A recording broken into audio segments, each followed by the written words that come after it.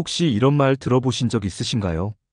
건강검진을 받고 나서 몸보다 마음이 더 병들었다는 이야기입니다. 저희 아버지도 80세가 넘은 나이에 종합검진을 받으시고 나서 그동안 당연하게 여겼던 검진이라는 것이 꼭 도움이 되는 것만은 아니라는 사실을 직접 경험하게 되었습니다. 검진 결과 수치가 기준보다 살짝 높게 나왔고 병원에서는 추가 검사를 권유했습니다. 가족들 모두 불안한 마음에 검사를 받자고 했지만 담당 의사 선생님의 한마디가 저희 생각을 바꾸었습니다. 이 연세에는 기준치를 벗어난다고 모두 문제는 아닙니다. 오히려 무리한 검사나 치료가 더 해로울 수 있어요. 그 말이 머릿속에 오래 남았습니다. 우리는 혹시 지금까지 너무 자동적으로 혹은 막연한 불안 때문에 검진을 받아왔던 건 아닐까요? 특히 70세를 넘기신 분들에겐 건강검진을 대하는 방식 자체가 달라져야 한다고 생각합니다. 노년의 신체는 젊을 때와는 전혀 다르고 그에 따라 검사 해석도 달라야 합니다. 하지만 대부분의 국가검진은 여전히 젊은 사람을 기준으로 설계되어 있고 그래서 수치 하나만 벗어나도 병으로 오해받는 경우가 많습니다. 그 결과 불안감이 커지고 불필요한 정밀검사와 약물치료가 이어지는 일이 흔해졌습니다. 어떤 경우엔 치료 과정에서 부작용이 생기고 오히려 건강이 더 악화되기도 합니다. 제 친구 기훈 씨 아버지는 폐에서 아주 작은 결절이 발견돼 6개월 넘게 병원을 오가며 검사를 반복하셨습니다. 결국 아무 이상이 없다는 결론이 났지만 그 시간 동안 그는 거의 매일 죽음을 떠올리며 살아야 했습니다. 이처럼 몸이 아니라 마음이 먼저 병드는 경우를 주변에서도 자주 볼 수 있습니다. 그럼에도 불구하고 우리는 건강검진이니까 무조건 좋은 거라고 너무 쉽게 믿고 있진 않았을까요? 오늘 영상에서는 시니어 여러분께 어떤 검진은 꼭 필요하지만 어떤 검진은 오히려 해로울 수 있다는 그 중요한 경계에 대해 조심스럽게 말씀드리고자 합니다. 혹시 이 영상이 도움이 되신다면 좋아요와 구독으로 함께 응원해 주시면 큰 힘이 됩니다. 사실 노년층의 건강검진은 젊은 사람의 검진과는 접근 방식이 달라야 합니다. 노화는 자연스러운 생리현상인데 우리는 수치가 조금만 기준을 벗어나도 병이라고 판단하곤 합니다. 그 기준이 정말 노년에게도 똑같이 적용되어야 할까요? 예를 들어 고령자의 콜레스테롤 수치는 조금 높은 편이 오히려 생존율이 높다는 연구도 있습니다. 하지만 우리는 여전히 젊은 기준으로만 정상 수치를 판단하고 그에 따라 약을 복용하거나 치료를 시작합니다. 이 과정에서 많은 시니어 분들이 불필요한 고생을 하게 되는 것이죠. 저희 이모님도 그런 경험을 하셨습니다. 평소 건강검진을 꼼꼼히 챙기시는 분이셨는데 어느 해 검진에서 혈액 수치에 아주 미세한 이상이 발견되었습니다. 조직 검사를 하게 되었고 그 과정에서 감염이 생겨 항생제를 장기간 복용하게 되었습니다. 결국 장내 미생물 균형이 깨져 심한 소화장애로 고생하셨습니다. 검진 자체도 몸에 부담이 될 수 있습니다. 대장 내시경 같은 검사도 노년층에게는 출혈이나 장 천공 같은 심각한 부작용 위험이 커집니다. 통계에 따르면 80대 이상 고령자의 경우 이런 합병증 발생률이 중년층보다 몇 배 높다고 합니다. 약물 역시 마찬가지입니다. 저희 어머니는 콜레스테롤 수치가 조금 높다는 이유로 스타틴 계열 약물을 복용하셨는데 몇 주 지나지 않아 근육통이 심해져 걷기조차 어려워졌습니다. 알고 보니 꼭 약을 먹지 않아도 되는 수준이었고 약을 끊은 후에야 통증이 사라졌습니다. 이런 경험을 통해 우리는 깨달아야 합니다. 노년기에는 무조건적인 치료보다는 몸의 반응을 잘 살피고 삶의 질을 해치지 않는 방향을 선택하는 것이 더 현명할 수 있다는 사실입니다. 그리고 경제적 부담도 무시할 수 없습니다. 정밀검사, 추가 약물, 병원 방문은 결코 작은 지출이 아닙니다. 한 친구는 검진과 치료 때문에 1년 동안 모아온 여행 자금을 모두 병원비로 쓰게 되었고 그로 인해 삶의 활력과 여유를 많이 잃었다고 털어놓았습니다. 이렇게 몸과 마음, 경제적인 부담까지 고려하면 검진은 단순한 건강 확인이 아니라 삶 전체에 영향을 주는 중요한 선택임을 알 수 있습니다. 그렇다면 어떤 검사는 꼭 챙겨야 할까요? 모든 검사를 줄이자는 이야기가 아닙니다. 오히려 나에게 꼭 필요한 검사에 집중하고 불필요한 검사는 과감히 줄이는 선택이 필요합니다. 우선 고혈압 측정은 반드시 필요합니다. 고혈압은 특별한 증상 없이 진행되다가 중풍이나 심장병으로 이어질 수 있기 때문입니다. 저는 매일 아침 아버지의 혈압을 직접 측정해드리며 몸 상태를 확인하고 있습니다. 아버지께서도 혈압만 재도 오늘 하루가 어떤 날일지 짐작이 가라고 말씀하십니다. 당뇨 검사도 꼭 챙겨야 할 항목입니다. 당뇨는 다양한 합병증을 유발하고 삶의 질을 크게 떨어뜨립니다. 하지만 조기에 발견하면 식습관과 운동만으로도 충분히 조절할 수 있는 질환입니다. 저희 이웃 김할아버지는 75세에 당뇨 진단을 받고 매일 아침 걷기를 실천하신 결과 1년도 안 돼 혈당을 정상으로 되돌리셨습니다. 골밀도 검사도 매우 중요합니다. 특히 여성은 폐경 이후 골다공증 위험이 급격히 증가합니다. 뼈가 약해지면 작은 충격에도 골절이 생기고 이로 인해 장기간 입원이나 침상 생활이 이어질 수 있습니다. 저희 어머니도 60대 후반에 골다공증 진단을 받으신 후 칼슘과 비타민 D를 꾸준히 섭취하시면서 지금도 건강히 지내고 계십니다. 감각기관 검사도 꼭 필요합니다.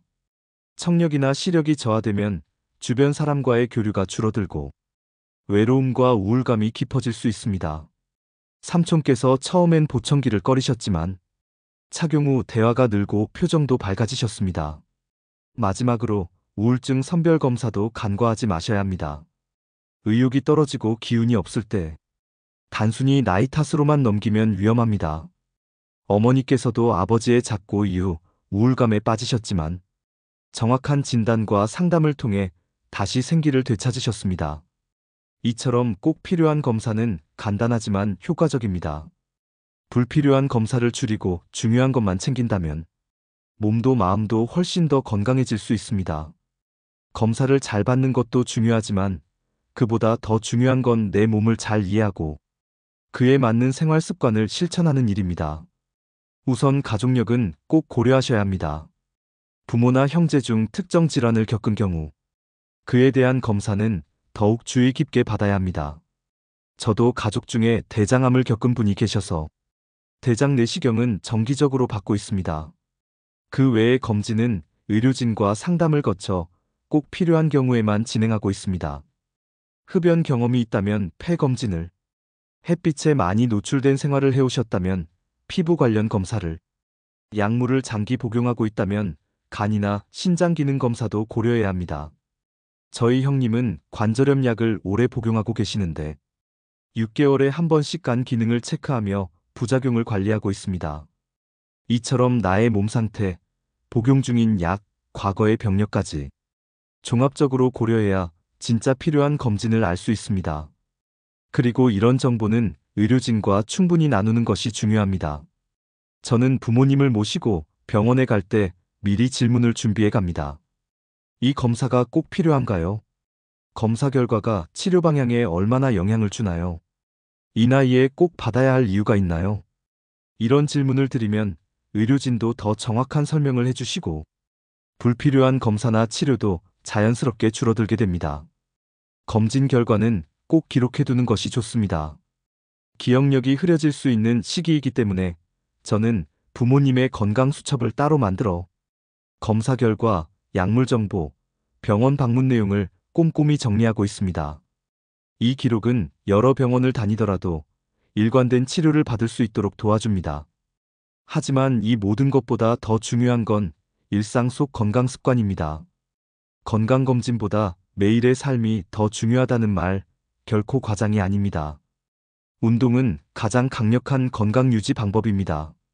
특히 노년기에는 근육이 빠르게 줄기 때문에 간단한 걷기나 가벼운 스트레칭이라도 꾸준히 해야 합니다.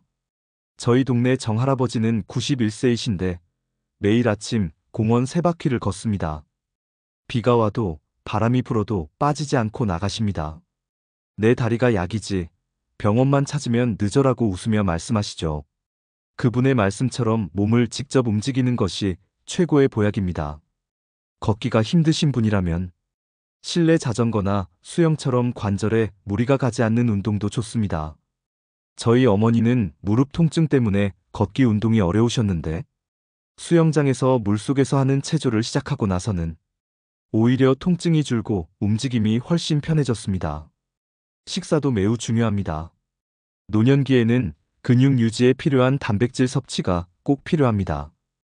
하지만 나이가 들면 소화력이 떨어지고 고기를 씹기 어려워하시는 분들도 많습니다.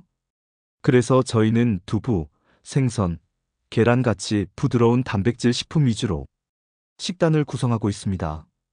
또한 콩과 견과류 같은 식물성 단백질도 자주 활용합니다. 물을 자주 마시는 습관도 중요합니다. 노년기에는 갈증을 잘 느끼지 못해서 탈수나 변비로 이어지기 쉽습니다. 아버지를 위해 하루에 몇 번 정해진 시간에 물을 드시도록 알람을 맞춰두고 처음엔 귀찮아 하시던 것도 이제는 습관이 되셔서 스스로 잘 챙기십니다. 수면도 절대 놓쳐서는 안 되는 건강 요소입니다. 많은 분들이 나이 들면서 불면증을 겪지만 이건 단순히 노화의 문제만은 아닙니다. 저희 어머니는 저녁마다 따뜻한 우유 한 잔을 드시고 간단한 스트레칭 후 잔잔한 음악을 들으며 잠자리에 드십니다. 이 루틴을 꾸준히 지킨 후로 수면의 질이 훨씬 좋아지셨습니다. 작은 습관이 모이면 그 어떤 건강검진보다 큰 효과를 가져올 수 있습니다. 몸만 건강하다고 해서 진짜 건강하다고 말할 수는 없습니다. 마음의 건강, 사회적 관계도 그 못지않게 중요합니다. 특히 나이가 들수록 외로움이나 소외감을 느끼는 경우가 많아지는데 이런 감정은 정신 건강을 해칠 뿐 아니라 신체적 건강에도 부정적인 영향을 줄 수 있습니다. 실제로 사회적 고립은 흡연만큼이나 건강에 해롭다는 연구도 있습니다. 저희 어머니는 77세에 동네 노인복지관의 합창단에 가입하셨습니다. 처음엔 낯선 사람들과 어울리는 것이 부담스러워 망설이셨지만 지금은 오히려 그 시간이 가장 기다려지는 순간이라고 말씀하십니다. 같이 노래하고 웃다 보면 하루가 금방 지나가요. 이 나이에도 친구가 생길 수 있다는 게 참 고마워요. 그 말씀을 듣고 저는 진짜 건강이란 혼자가 아니라 함께 살아가는 데 있다는 걸 느꼈습니다. 건강한 생활 환경을 만드는 것도 중요한 예방입니다.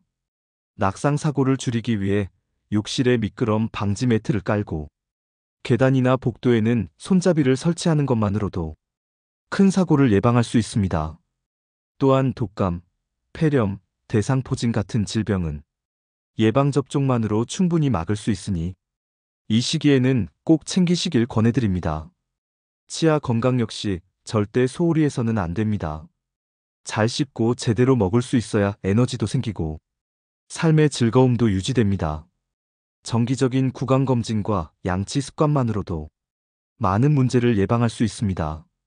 이처럼 검진만큼이나 중요한 것이 일상 속의 작은 실천들이며 그것이 쌓여 진짜 건강한 노년을 만들어줍니다. 건강을 지키는 마지막 열쇠는 왜 건강하게 살아야 하는가라는 질문에 대한 나만의 답을 갖는 것입니다. 단순히 병에 걸리지 않기 위해서가 아니라 남은 인생을 내가 원하는 방식으로 살기 위해서 건강을 챙기는 것이죠. 일본 오키나와의 장수 노인들은 대부분 이키가이, 즉 삶의 이유를 갖고 산다고 합니다. 그 이유는 거창하지 않습니다. 작게는 화분에 물 주는 일, 친구와 매일 차 한 잔 나누는 일. 그 모든 것이 나의 이유가 됩니다. 저희 어머니는 73세에 동네 도서관의 동화 읽기 봉사를 시작하셨습니다. 처음엔 낯설고 긴장도 많이 하셨지만 아이들의 반짝이는 눈빛과 웃음 속에서 자신의 역할을 다시 발견하셨습니다. 내 이야기를 아이들이 집중해서 들어줄 때 아직도 내가 누군가에게 필요하다는 게 느껴졌어요. 그 말에 저는 어머니가 다시 살아가는 이유를 찾으셨다는 걸 느꼈습니다. 삶의 목적은 어떤 보약보다 강력한 힘을 줍니다. 그 목적이 있는 사람은 병이 와도 이겨내고 불안이 와도 중심을 잃지 않습니다. 특히 노년기에는 시간이 많아지는 만큼 그 시간 속에서 의미를 찾고 자신만의 삶을 재구성해가는 것이 중요합니다. 마지막으로 제 친구 윤 선생님의 아버지 이야기를 나누고 싶습니다. 그는 88세에 대장암 의심 소견을 받고 병원에서는 수술을 권했지만 오히려 손자와 함께 시간을 보내고 좋아하는 풍경을 보며 마지막 삶을 채우기로 선택하셨습니다. 그는 이렇게 말씀하셨습니다. 수명을 늘리는 것도 좋지만 남은 시간을 어떻게 쓰느냐가 더 중요해요. 건강이란 수치의 문제가 아니라 내 삶을 내 방식대로 살아갈 수 있는 힘이라는 것. 그게 바로 오늘 우리가 나눈 이야기의 핵심입니다. 끝까지 함께 해주셔서 감사합니다. 이 이야기가 여러분의 삶에 작은 울림이 되었다면 구독과 좋아요로 응원해주세요.